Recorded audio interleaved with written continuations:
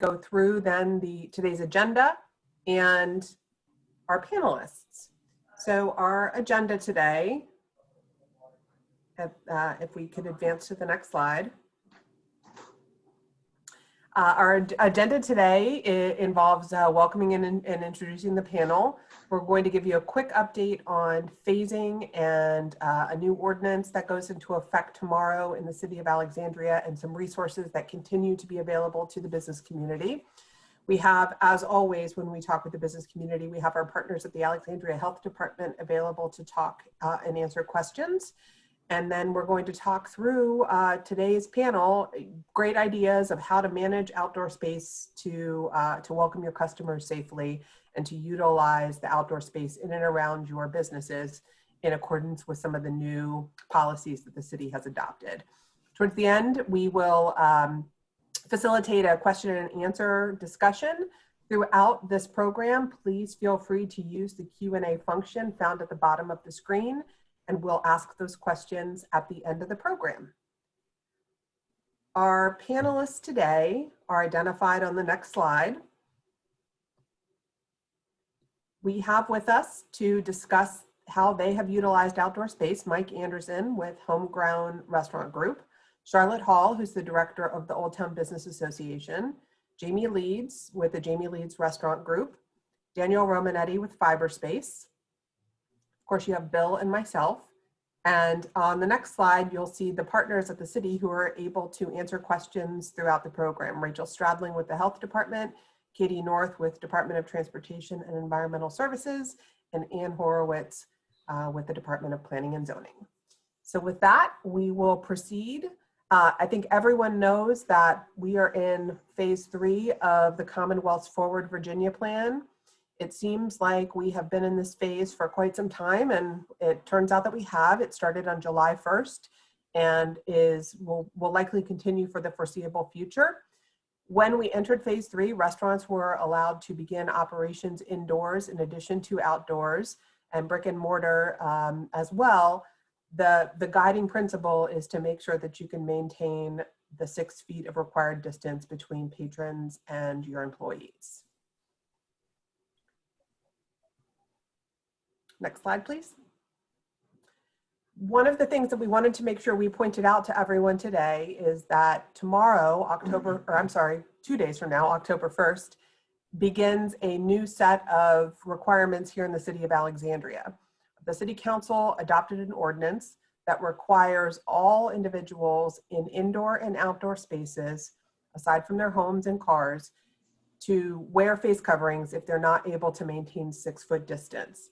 And this is aligned with guidance and executive orders from the state, but is a carry-on or crossover requirement from the city of Alexandria.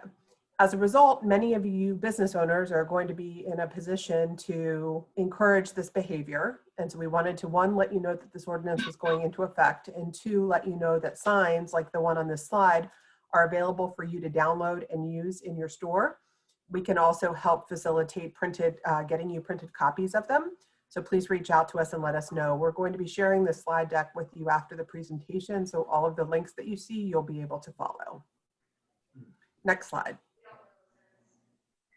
I'll turn it over to Rachel quickly to talk through the ALX Promise program. I know many of you are participating in this and are knowledgeable about the opportunity to work with the health department, but I'll let Rachel talk now. Yeah, so thank you.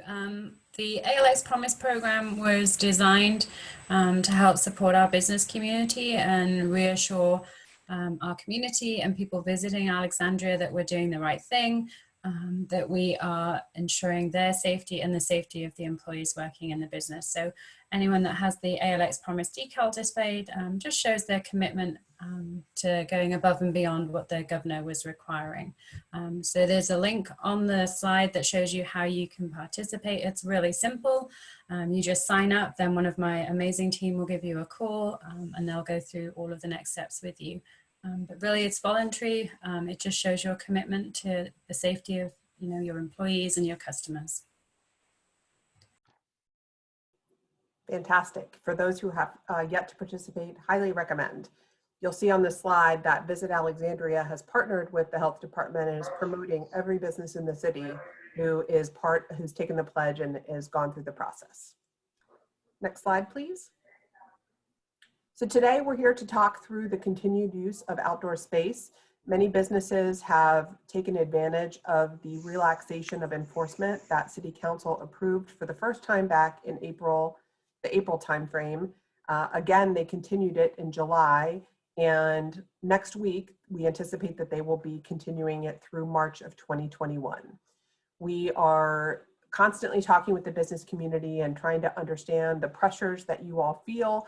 And we heard very clearly from you that if you're going to invest in additional setups like we're going to talk through today, knowing that you'll be able to keep those in place for a certain amount of time was pretty important. So next week, council will take action to extend the I always get this word wrong, the waiver of enforcement through March of 2021, which should get us into the springtime. As we've seen, this will be the third time that is continued. If conditions remain the same, we as a group would be in a position to recommend another extension to City Council into the spring and summertime, depending obviously on how the pandemic goes. Next slide, please. The permits for outdoor dining and vending, we're not going to go through these in detail, but those who have yet to do any engagement of their space should really get to know two great staff people who work with Ann Horowitz. They are processing all of the proposals that are being sent in, and through the slide you'll be able to see the contacts as required. We're going to talk through the continued use of parking spaces, spaces on the sidewalk, spaces adjacent to your businesses, and we've even seen some creative use of more public spaces. Next slide. The other big item I know that a lot of people are concerned about is how you deal with winter weather and outdoor heaters. It is not as simple as purchasing a heater and putting it up. So we want to walk through the process for actually receiving a permit to use a propane heater. So we've included that information here, and you'll have it at your fingertips when we circulate the slides. Next slide.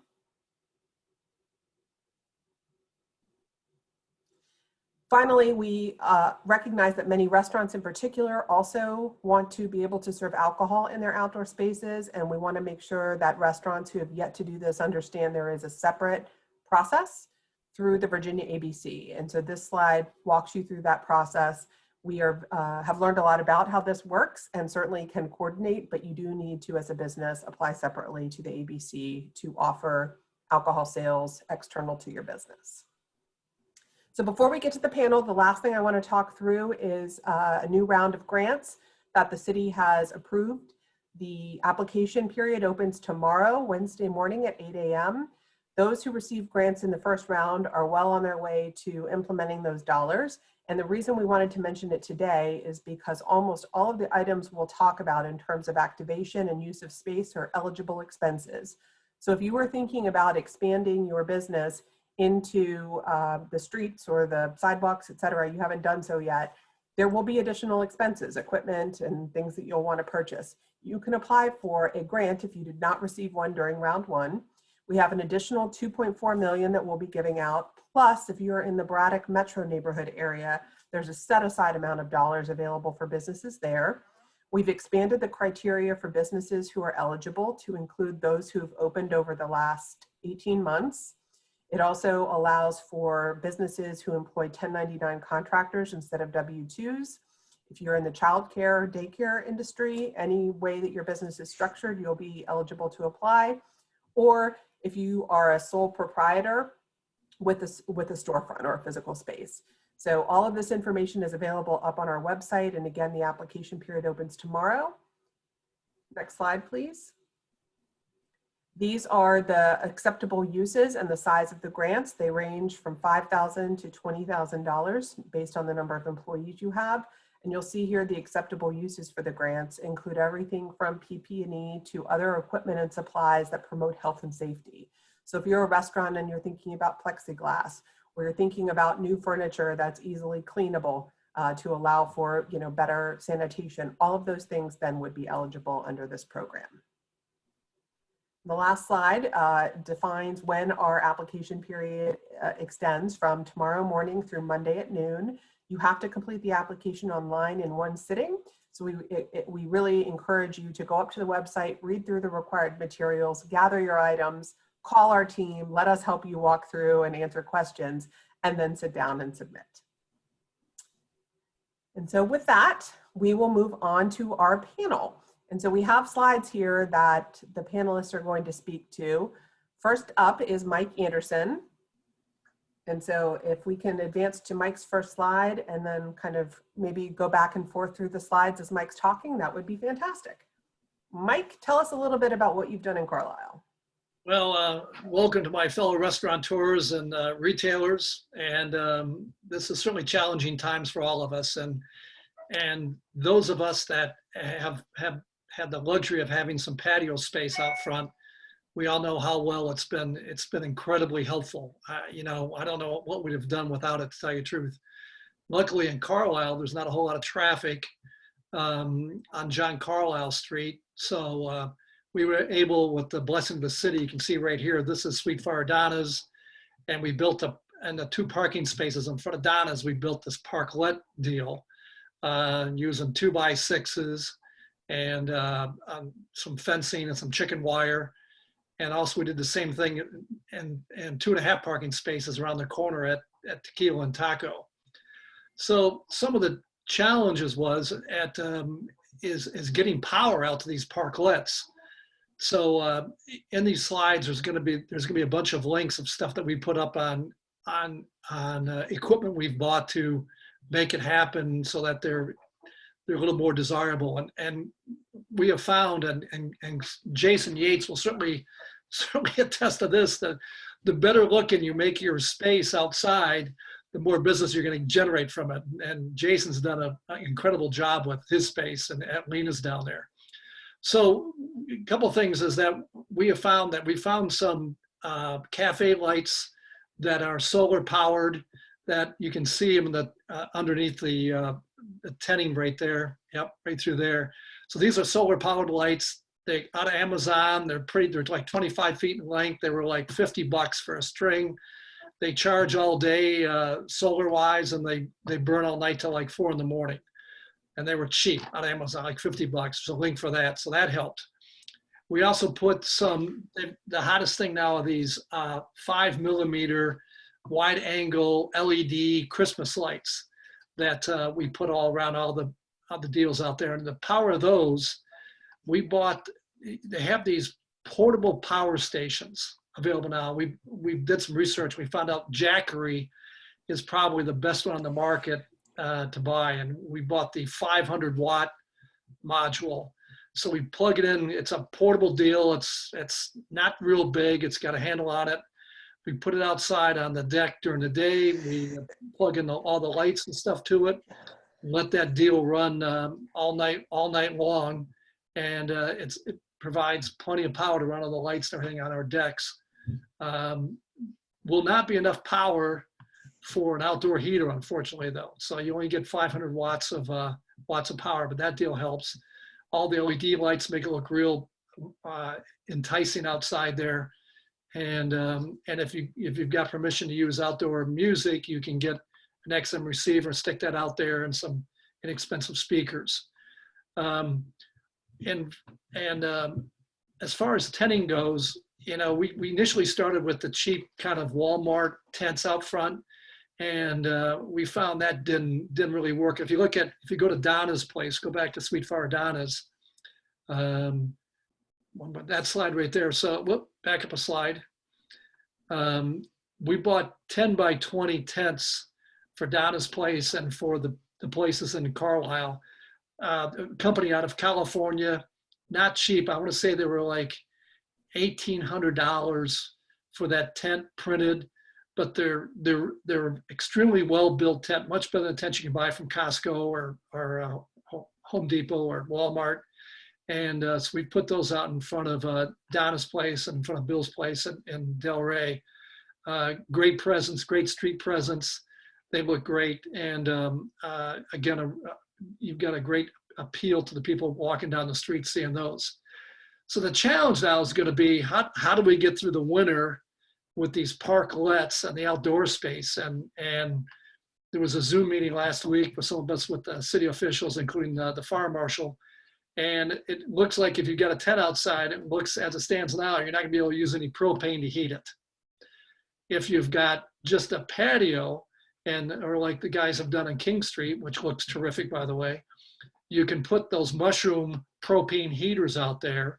They've got to be more 6 feet away from any umbrellas, but you can put those guys out there and they generate a pretty good, like a 12-foot radius as far as heat out of those deals, 6 feet on each side of the heater.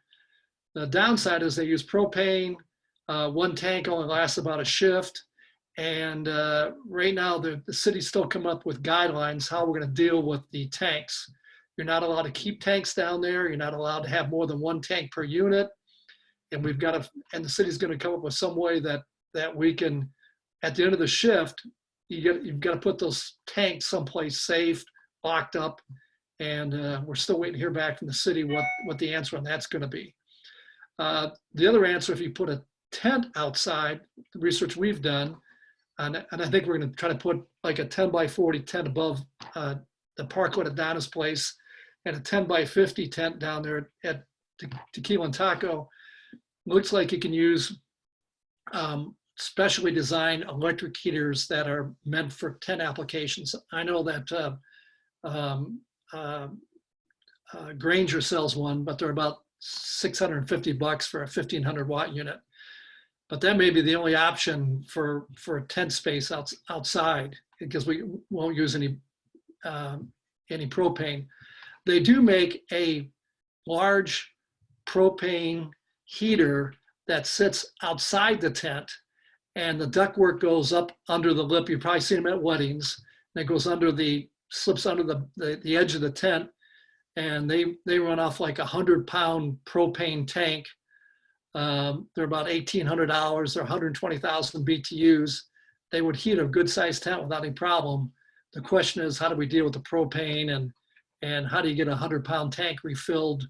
Because they burn about 8 pounds per hour. So 10 hours are going to go through 80 pounds of a 100-pound tank. So it's going to be really challenging to figure out how we're going to get through the winter. I do know it's interesting. I read the other day that the city of Chicago is having a competition called the Winter Dining Challenge, where they've got submissions from all over the world, people suggesting what Chicagoans can do, restaurants can do to get through the winter with their outdoor patios and stuff. So we're going to follow that to see what ideas they've come up with. If you can keep something warm in Chicago in the wintertime outdoors, it'll be a cinch for Alexandria.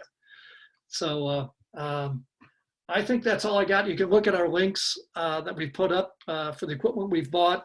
The parklet, we were fortunate enough to have Morgan Babcock over at the Carlisle Community Council pretty much funded. She found some funding for us, and she funded our parklets in front of the 2 restaurants there. And I'm guessing they were about $4,000 a piece to build. But we're hoping we can keep them for the future because they've really added up as the 100 block of King Street has, a really nice, warm, inviting dimension to the Carlisle area. So we're very grateful for that. I think that's all I got. That's great, Mike. Thank you very much for walking through that. We are going to move on to Charlotte Hall, who's going to talk through some of her experiences in Old Town. I just want to remind everyone that we're accepting questions in the Q&A box at the bottom. We're going to ask those at the end. And if you have your hand raised because you have a question, we will call on you when we get to the question and answer session. So Charlotte, talk to us a little bit about what's been happening in the businesses or some of the solutions that the businesses in and around Old Town have identified. So like many of you here, we've had to become very creative, and that has been the buzzword for all of us in talking about umbrellas, tables, chairs, canopies. It hasn't been easy on any of the restaurants, the retailers, or city staff. And so I just want to remind everybody here to take a deep breath and have a little patience, because there is no guidebook on how to deal with this virus and how to deal with the situation we're in. However, I do want to encourage everybody to go reach out and look around to what's happening in your business neighborhoods. You know, if you're in Old Town, make sure you're checking out all of Old Town. Check out Delray, check out Carlisle. I mean, believe me, Mike Anderson, Bill Blackburn, Danielle Romanetti, we're all sharing ideas with each other, whether we're getting the idea from Chicago, Warrenton, Virginia, Little Washington. I mean, you name it, we're taking ideas from everywhere. And people are sharing where they're getting their information, whether it's umbrellas and tables. So you really should take time out and go see what Stacy has done at Fontaine Cafe. Look at what Mike has done at Sweet Fire Donna's. Look at what they've done at Kaizen Tavern as well as Delray Cafe. Of course, the flowers. That has been an added touch. And flowers make a huge difference. It doesn't have to be a huge investment. I teased Noe Landini for the longest time. He had no flowers. Then he started coming up with a few pink flowers, and I told him he needed to add a little more color to those black tints. So, I mean, you need to reach out, and please, anyone, whether you're in Old Town, Delray, Carlisle, the West End, feel free to call me. I'm happy to point you in the right direction, whether it's an idea that Mike Anderson came up with, whether it's the right person at City Hall. And sometimes I don't know the right answer, but I will certainly reach out and try to find the right answer for you. And last but not least, I want all of you to know that I think you've all done a fabulous job thus far on what we've come up with, both retailers and restaurants. And everybody has their own ideas and solutions, and everybody has their own challenges. But bottom line, I want you to know that while none of us figured we were going to be in this outdoor living experience at this stage of our lives, the city is working hard to make a difference and to meet our challenges. And I've had meetings with the mayor, the city manager, and department heads at the city, and they're hearing us. They know we need to purchase heaters. They know we need to look at these rules of the propane tanks. So we are working very hard, very efficiently, shall I say. We are hoping that by Friday we will have an answer of some solutions that you all might consider. We're trying to maybe 2 or 3 solutions, option 1, option 2, option 3, to make it easier on you all and also to try to work with you on your budgetary concerns. So thank you very much. And again, feel free to call or email me if you have any concerns or questions. Great. Thank you very much, Charlotte. Next up, we're going to move to Jamie Leeds, who has the benefit of operating restaurants in multiple jurisdictions, so she can potentially share some lessons learned from DC as well. So Jamie, thanks for joining us. Hi, thank you for having me. So I'm Jamie Leeds, and I own Hank's Oyster Bar at 1026 King Street in Old Town. And then I also have Hank and Mitzi's Italian Kitchen at 600 Montgomery Street in Northern Old Town. So the picture that you're looking at now is Hank and Mitzi's. And here you see we've been able to use the streetery. We got a good amount of space in front of the restaurant to add an additional 42 seats to the streetery area. And then in addition, we have 44 seats on our regular patio, all socially distanced. We were able to find these. My general manager at Hank and Mitzi's, Massimo, did a great job with finding these really nice tents with the color. The color really pops, and that makes a big difference. It really draws your eye. We found these on Amazon, actually, and I forwarded the link, but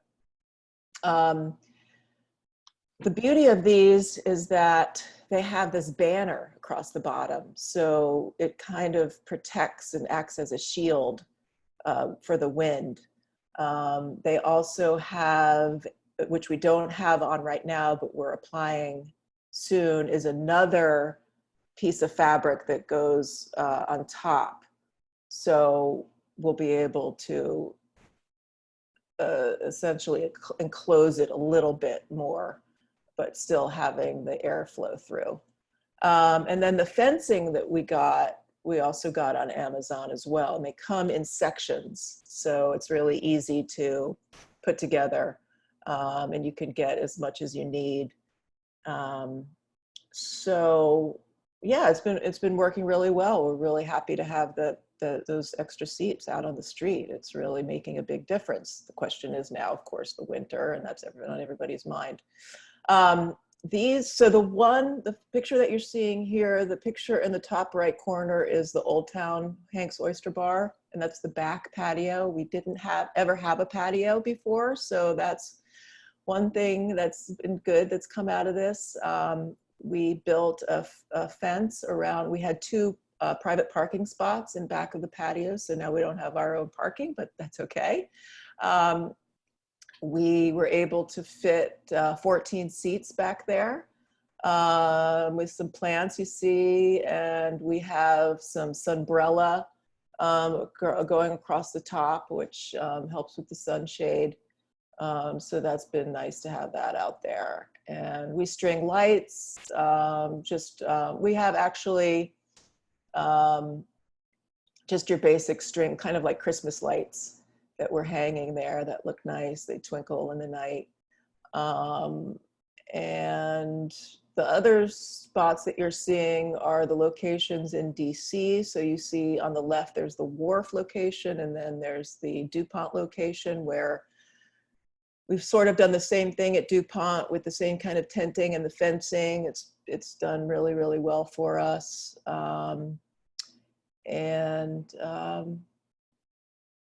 What else can I add? I don't know. I think that's about it for me.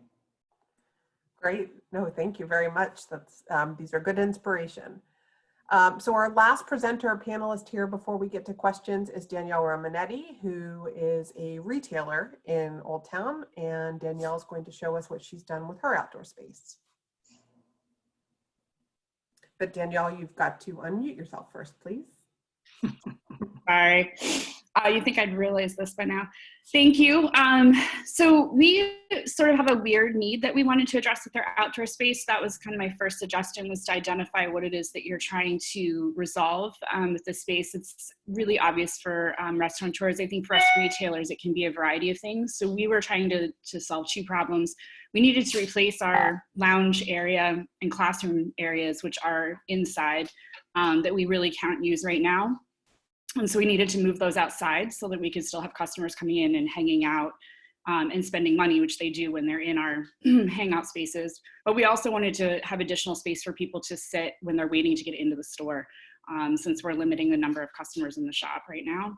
So that was kind of the two main needs. And then it is also serving a third need, which is giving us an area that we can sell out of during big sales days. We had a pop-up show that is our biggest sales weekend every year this weekend. And so there was a lot of concern about whether we could even do that this year. And because we took it outside, we used pop-up tents. We borrowed tents from Pacers. We had 3 of our own. We were able to sell from outside in that space and actually exceeded our sales for that weekend. It was our largest sales weekend for that show ever, which is amazing during a pandemic. So the first thing, because the slide you're showing right now shows our barriers. So I'd recommend being creative with your barriers. We hired our millwork company to create these box planters for us. We filled the bottoms with plastic containers. If you go into niches and sit for a couple of hours, you can acquire quite a few plastic milk containers to put in the bottom of these planters. That'll make them a little bit easier to move around so that you can make the space flexible if you need it to. Our merchandiser created these screens out of paracord. They're woven, so it has that sort of vibe of our yarn shop. We sell weaving supplies, so it goes with our brand, certainly. And it has bright color, which allowed us to use grasses in the planters, which are a little more durable than flowers. We see the next slide. Thanks.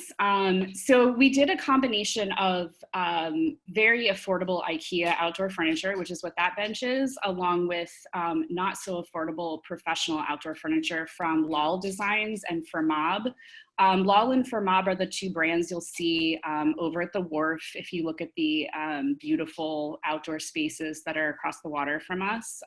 Those Adirondack chairs are all from Lal, and all of the bistro tables and chairs that you see over there, as well as at some of our restaurants in Alexandria, are from Fermab. So this is a great example of taking a really cheap piece of IKEA furniture and dolling it up with pillows, outdoor pillows that we had made by our merchandiser as well as purchased. And those are taken in every night, but the furniture remains outside. Yeah, you can jump to the next slide. And this can show you just sort of how the space was transformed. So we sort of integrated the outdoor hangout space with these pop-up tents for the show and used, cheap folding tables that we just threw linens on. It was just a weekend event. I did rent a Penske truck, and we simply picked those tables up and threw them in the Penske truck every night and then brought them back out again in the morning. So it was pretty easy, actually. It's a lot of work, but it wasn't as miserable as it would have been to bring it into our store. So we just kind of threw it on a portable storage unit, if you will. The Penske truck was pretty cheap. And then the tents were a mix of ones that we own and ones that we borrowed from Pacers. But there's several retailers with at least 2 or 3 pop-up tents. So I think for those of us doing events, we're doing them on different weekends. We should start spreading those tents around and borrowing them from each other. There's no reason for any of us to own 5 or 6 pop-up tents, at least from the retailer side. My other, big recommendation is hire somebody to plan it, or a merchandiser. For the retailers, if you work with a merchandiser, ask that person to plan your outdoor space and tell them what you're trying to accomplish. We used our merchandiser as well as this front park space was designed by Michael Ferguson a few years ago when we moved in, and he's a landscape architect. That's another route to go depending on what you're doing with the space. A landscape architect can certainly pick some really cool furniture and plantings to sort of to fit your needs for your space. And then as far as the work daily for retailers, obviously if we're bringing product outside, you're bringing it in at night. We do use just bike locks to lock up the furniture so that we're not bringing anything inside. I'm not sure how many of the restaurateurs are bringing stuff in or whether they're just locking it. The only thing that comes in at night are the pillows and cushions, mostly to protect them from the weather. The rugs are all outdoor, we leave those down, and then we bring the sheep in. They're a little too easy to carry off, and we're very close to some really fun bars, so we felt like that was the best strategy, is to bring the sheep in the barn at night. So that's all I got. Awesome. Not that any of those bars are operating right now, Danielle, but Well, sort of. I'm pretty sure there's still karaoke at the Rocket right now. Excellent. Well, thank you all very, very much for sharing your expertise. We've got a number of questions in the question box, so I'm going to go through and start asking them. And hopefully, if you feel like you have an answer, just hop in with an answer. So the first question is about amplified music. Which this might be an and question, or it might be something we need to report back on, but it says that we were told originally that no amplified music is allowed. How are restaurants doing that? Hi, everybody. That is one of the conditions of the outdoor dining, to not have amplified music. I think I might have heard that it was being offered from time to time. That was the ideal condition for the outdoor dining, though. Excellent, thank you. So I'll say this as a city liaison and not city staff. There are certainly businesses that do things that they are not allowed to do. Typically, the enforcement on those things is complaint-based. So if there are businesses that are using amplified music, You know, if there are complaints about it, then an inspector will go out and do that. But as Ann said, that if everyone was using amplified music and all of this beautiful, wonderful outdoor dining, I think it would very much change the look and feel. And so I think there are trade-offs, and we're all trying to encourage as much business as possible, but also make sure that what we're doing is sustainable and reasonable and that everyone loves it. So the next question, maybe Danielle, for retailers, do you have any ideas about how to deter theft? Someone has limited staff people and can't really hire somebody else to cover the outdoor space. Yeah, so for our big event this weekend, we brought back some former employees to be out there, but I honestly also hired like kids from the skate park that needed some extra cash that kind of stood as bouncers. We put them in a fiber space shirt and just had them keep an eye on things and generally control traffic flow. We had people queue up on one side of the building. We kept it to a maximum of 3 people per tent, and I used them to help with that. If you're putting product out every day, you probably are going to need a staff person towards the front of the store that can see it, or somebody that is just outside. And I would encourage that because they're going to have more customer interaction outside anyway and be able to draw people in, particularly if you're on King Street. You know, we're not on King, so having products sitting outside every day is not as enticing for us as it would be for a business that's on a main stretch. But certainly having an ambassador standing out there engaging with customers and getting people excited about your product would be a good use of a team member rather than inside even. And then if you're able to take your iPad outside to process credit card transactions or do any of that outside, even better. People don't even have to go inside. And then if you only have one person working, they're out where most of the sales could be happening anyway, particularly for, you know, Friday evenings, Saturdays, and Sundays for retail.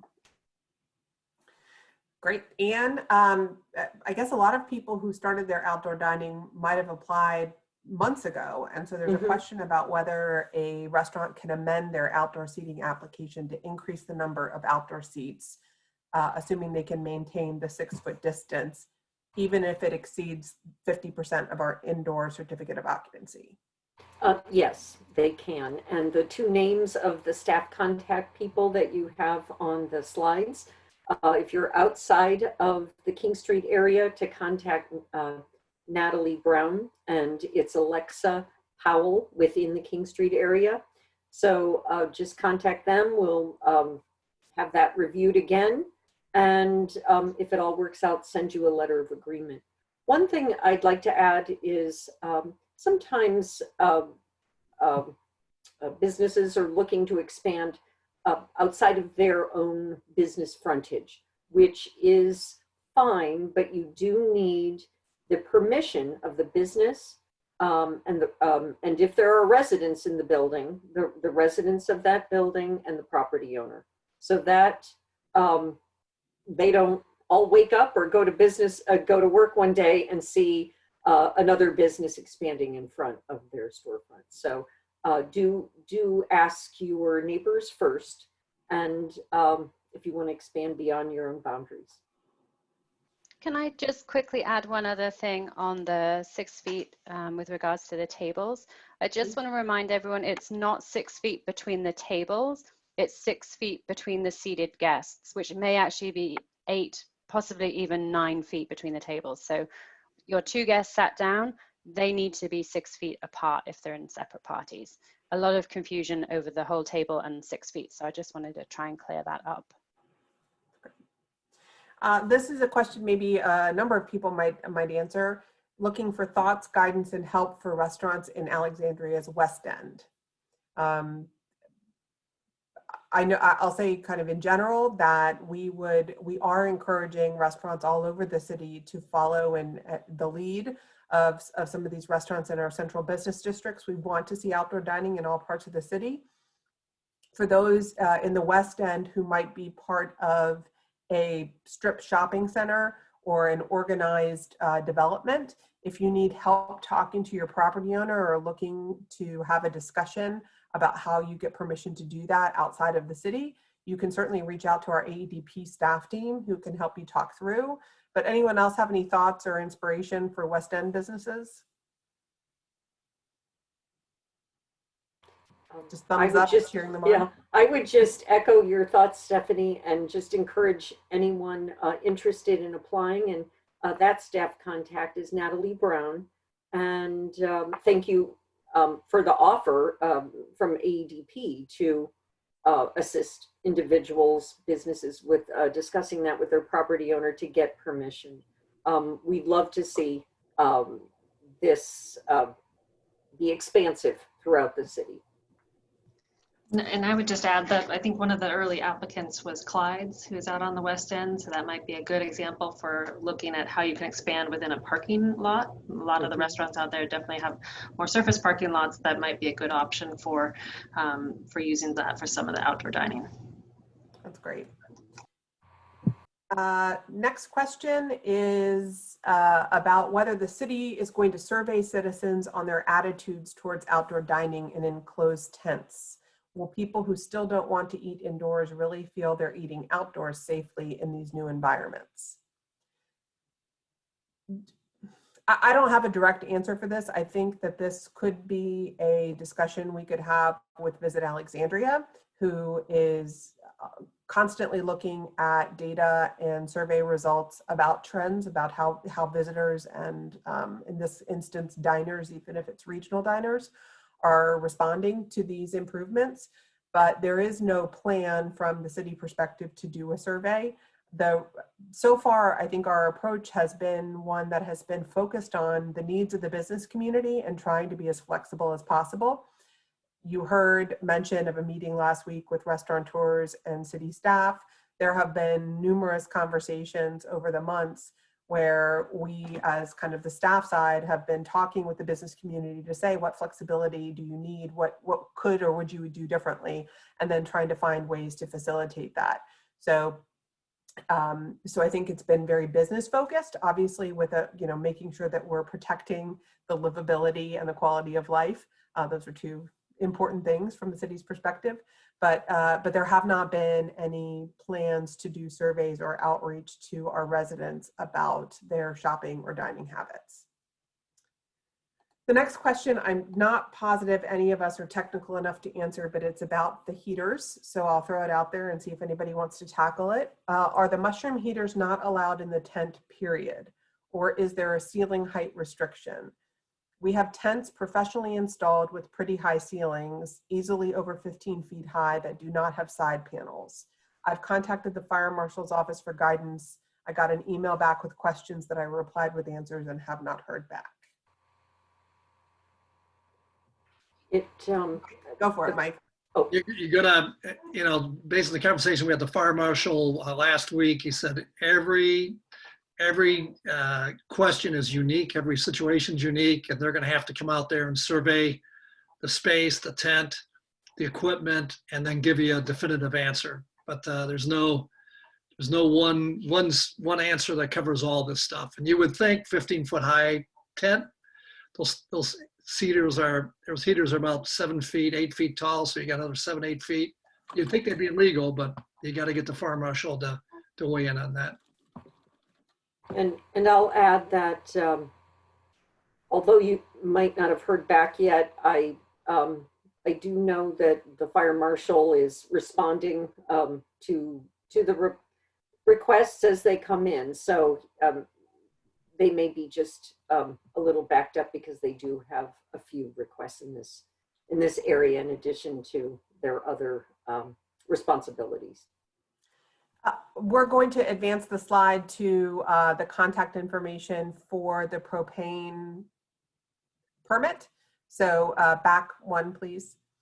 There we go.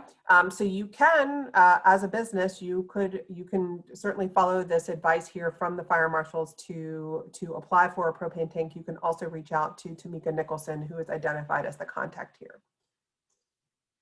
We have a question for restaurateurs from the press who is watching, and they would like to know if you can speak to how important the outdoor seating has been for you, for restaurants currently, and how do you plan to entice customers to come to your outdoor space in the winter?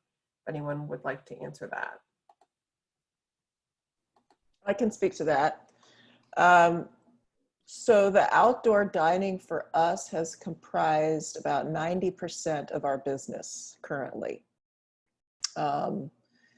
So given that it's really important that we're able to continue some kind of outdoor dining.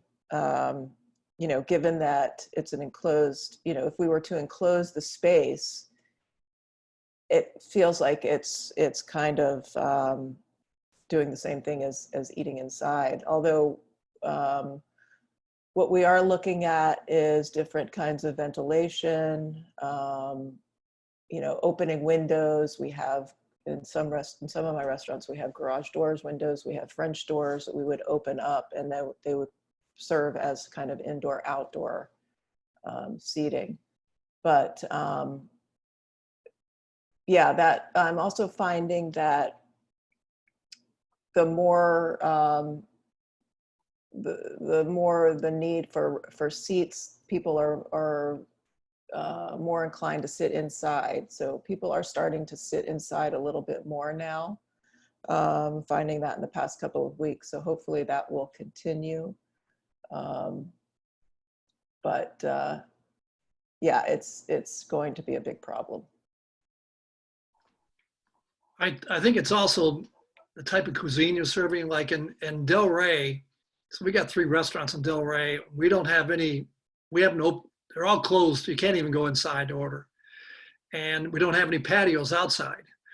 We got a few tables in the parking lot out back, but not many people use those. So it's that, the clientele, and for us in Del Rey, it's just folks, they just want to come up, grab their bag of burgers or barbecue or sushi rolls and just head out and get contactless pickup and head home. So it hasn't been, no outdoor dining hasn't been an issue for us. In Carlisle, it's a whole different deal. People want to sit outside. They like the outside. The streets are kind of quiet, and it's made a huge difference for us outside. So that's why we're trying to figure out how to get through the winter. But I think, like Jamie said, I think as it gets colder out there, people are going to say, you know, I still want to have this dining experience. I'm gonna bite the bullet and go inside. So it changes by the day. I mean, this is a real fluid situation, and restaurateurs have got to be able to, you know, flex based on what the demand is. It's going to be a hard winter. A lot of guys aren't going to make it. The National Restaurant Association just announced the other day that 100,000 restaurants across the country have gone out of business. Expecting a lot more. Wow. Question maybe for Rachel. When Alexandria requires face masks in public spaces on October 1st, is outdoor dining area considered public space, and will seated patrons be required to wear face masks? So yes, they will be required to wear face masks while they're seated and not dining. So whilst they're eating and drinking, they can remove them, but similar to inside, you know, if they're moving around to go to the bathroom or they're in between courses, then they would be required to put their face covering back on. Great. A question for, I guess, the restaurateurs. I'm not sure the rest of us would know. Perhaps Charlotte has heard. Wanting to know if any restaurants have upgraded their HVAC systems in any way to enhance air quality to address the return to indoors. Mike. So I don't know if this is blue smoke and mirrors, but AC Beverage, a lot of guys use, you know, they do a lot of draft systems for all the restaurants around town. They came up with this Titan hydroxyl ionizer hydroperoxide generator. And the unit is supposed to help clear the air of bacteria and all the bad stuff. They're about $1,500. They cover 2,000 square feet. We're gonna put one in one of the restaurants and try it. I'll add it to the information that they're that the AEDP is sending out to everybody and Bill's sending out. Does it work? Does it help? I don't know. Does it give customers a more sense of safety? And I would think so, but I don't know. We took a chance on it, so we're going to put one in one of the restaurants and see what happens. They've been selling a lot of units around the city, and so maybe there's something to it. I don't know, but I'll pass it on. Okay. Rachel, do you have any thoughts or advice or guidance on that, on HVAC improvements or enhancements? It's definitely something that the CDC has been looking into, and with regards particularly to like the filters and that kind of scientific side of it. Nothing has come out yet. There's been a few studies around air conditioning, and the general consensus appears to be at this moment that air conditioning units do not spread COVID. Obviously, as we know, everything seems to be subject to change and it changes rapidly, but that is the current thinking. But obviously, if more studies come out and there is something that we can do to help, then I will share that with everyone. Great, thank you. For open air events like farmers markets, are fire pits allowed? I can answer that one on behalf of the fire marshals. They don't like open flames, particularly at the Old Town Farmers Market, because it is incredibly crowded. So for safety, it's generally a no. Makes sense. And then there's sort of a general question about the noise ordinance. What are requirements regarding the noise ordinance? I assume maybe for outdoor, operating in the outdoor spaces.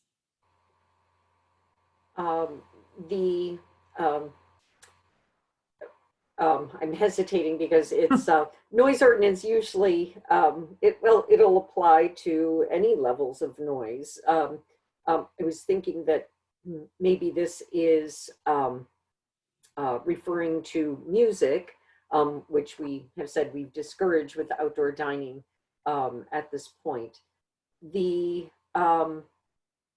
I'm happy to answer any specifics on that, but let me just say, blanketly that the noise ordinance does apply across the city to all kinds of noise sources, and it is complaint driven. Great, thank you. We do have one person with their hand raised. Tracy, I'm going to allow you to talk if you'd like to ask your question.